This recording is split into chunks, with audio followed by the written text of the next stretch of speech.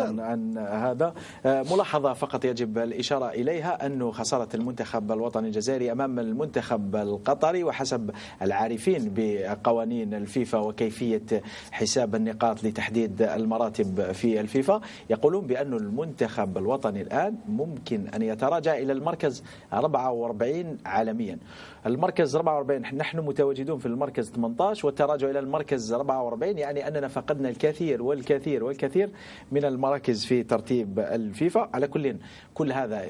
كل هذه تبقى مجرد تخمينات، لكن حتى وإن حدث أو لو حدث هذا الأمر، من الممكن في قرعة تصفيات كأس العالم أو قرعة تصفيات كأس إفريقيا، خاصة نتحدث عن قرعة تصفيات كأس العالم، الأمر سيكون مؤثر جدا، لأنك ممكن أن تواجه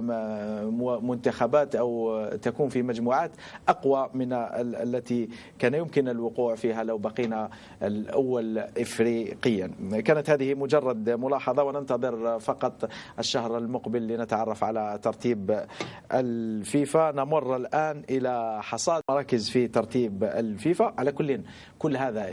كل هذه تبقى مجرد تخمينات، لكن حتى وإن حدث أو لو حدث هذا الأمر، من الممكن في قرعة تصفيات كأس العالم أو قرعة تصفيات كأس إفريقيا، خاصة نتحدث عن قرعة تصفيات كأس العالم، الأمر سيكون مؤثر جدا، لأنك ممكن عن هذا ملاحظة فقط يجب الإشارة إليها أنه خسارة المنتخب الوطني الجزائري أمام المنتخب القطري، وحسب العارفين بقوانين 44 عالميا.